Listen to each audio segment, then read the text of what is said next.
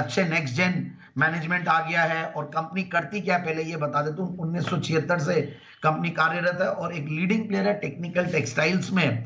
और काफी सारे मतलब अलग अलग इंडस्ट्रीज को ये लोग कैटर करते हैं, जैसे इंफ्रास्ट्रक्चर इंडस्ट्री को है कोडिस देते हैं, फिर overall sports net, safety nets, फिर कोटेड फैब्रिक्स, एक्वाकल्चर नेटिंग, जियो सिंथेटिक्स, इन सब में है। और company is one of the top 50 companies in the world in मतलब टेक्निकल टेक्सटाइल्स में। तो ओवरऑल एक बहुत ही अच्छी क्वालिटी कंपनी है।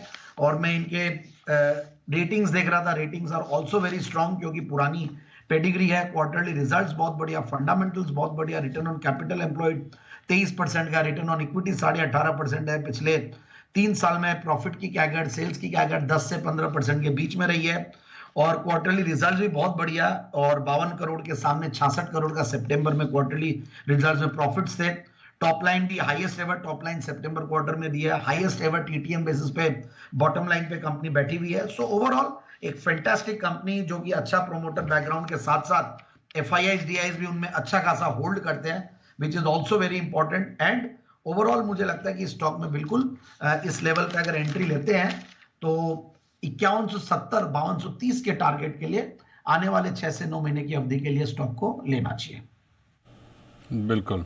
क्या कितने समय तक इसको रोक के रखें सर? 6 से 9 महीने की अवधि। 6 से 9 महीने के लिए। तो ये लॉन्ग टर्म पर संदीप सर की राय है, गरवारे टेक। इस बीच हमारे कॉलर्स लगातार फोन कर रहे हैं और पहले कॉलर हमारे साथ जुड़े हैं श्री कृष्णा भुवनेश्वर से। श्री कृष्णा जी, पूछिए अपना सवाल।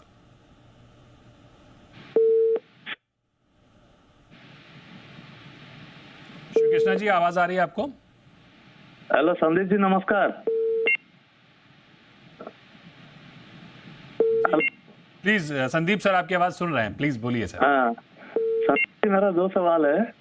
सद्भाव इंजीनियरिंग 3 साल से 50 रुपए में 400 शेयर है, और न्यूरेका लिमिटेड वो भी 40 शेयर है 526 में। उसको क्या अभी बुक कर दूं, लॉस बुक कर दूं? सद्भाव इंजीनियरिंग, देखिए न्यूरेका लिमिटेड के बारे में मैं बहुत ज्यादा ओपिनियन नहीं दूंगा। ये स्टॉक चला नहीं है, मेजर अंडर परफॉर्मर रहा कोरोना के दौरान। जरूर से इसके जो प्रोडक्ट्स है उसकी थोड़ी बहुत डिमांड आई थी, बट मेरी राय यही है कि इसको उछाल में एग्जिट कर देना चाहिए, क्योंकि रिजल्ट्स में भी देखिए कुछ भी नहीं है, लॉसेस में है कंपनी। तो मेरे हिसाब से it's an exit on bounce. सद्भाव इंजीनियरिंग में देखिए जिस सेक्टर में ये कंपनी थी है, मतलब वो सेक्टर हमारा चहेता सेक्टर है, बट ये कंपनी अब अपने नेगेटिव बुक वैल्यू पे है, परफॉर्म नहीं कर पा रही है, अंडर परफॉर्मर है, एंड काफी लॉसेस बीच में खाया। हालांकि अब थोड़ा बहुत टर्न अराउंड का सिग्नल्स दिख रहा है, बट फिर भी मैं यही बोलूंगा कि रोड्स इंफ्रा वाली कंपनियां या इंफ्रा वाली कंपनियां बहुत बढ़िया लगती है, ईपीसी वाली कंपनियां, बट ये company unfortunately could not perform because of the problems. तो मुझे लगता है कि यहाँ पे भी एग्जिट करे बाउंस पे। हालांकि ये उस तरीके से टूटा नहीं है जितना, मतलब आपने शायद 50 रुपए पे लिया, तो वहां से तो देखिए काफी करेक्ट हो चुका, और इस बार भी अगर 52 वीक हाइस देखें तो 40 रुपए के लगभग है। तो मेरी राय यही रहेगी कि इसमें थोड़ा बहुत एक आध क्वार्टर और देखेंगे हम, और उसके बाद एग्जिट लेने की ही कोशिश करें जहां पे भी बाउंस है। सो दोनों ही स्टॉक्स में एग्जिट ऑन बाउंस की रणनीति है। बीच एक और कॉलर हमारे साथ जुड़ गए हैं, मनोज कोलकाता से। मनोज, पूछिए अपना सवाल। नमस्कार सर, और नमस्कार जिन साहब। मेरा 4 क्वेश्चन पर सवाल है, उम्मीद करूंगा जिन साहब चारों पर मेरे को आंसर देंगे।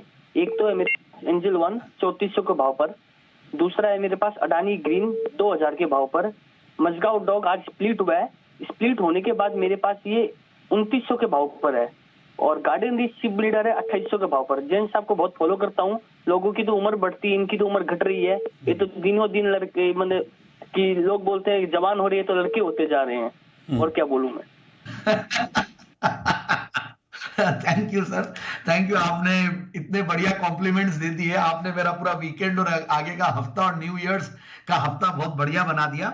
एंड थैंक यू, आप इतना फॉलो भी करते हो। और मुझे एक चीज बहुत बढ़िया लगी कि आप एंजल वन, जो कि मैंने बहुत नीचे के लेवल्स पे जैन साहब के जेम्स में दिया था, और ये कंपनी काफी सुर्खियों में इसलिए रही कि ब्रोकिंग स्टॉक में हम भी, हालांकि ब्रोकर, हम इस इंडस्ट्री को देखते, तो ये कंपनी ने आउट परफॉर्म इसलिए किया कि इन्होंने टेक फ्रंट पे काफी काम किया, टेक एनेबलमेंट के ऊपर काफी काम किया। दूसरा, इनको एएमसी की लाइसेंस मिल रही है।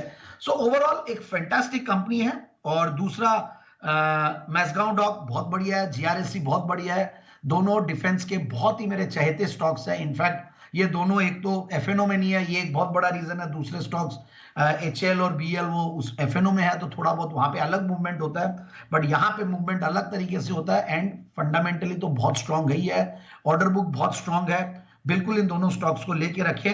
और अडानी एनर्जी पे मैं थोड़ा सा बहुत ज्यादा मैं कॉन्फिडेंट नहीं हूं वेरी फ्रैंकली, क्योंकि काफी कई बार नेगेटिव न्यूज आती है।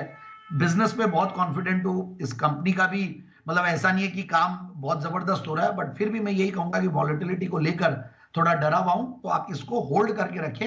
एंड अगेन मैं यही बोलूंगा कि थोड़ा अगर एग्जिट करने की भी कोशिश करें।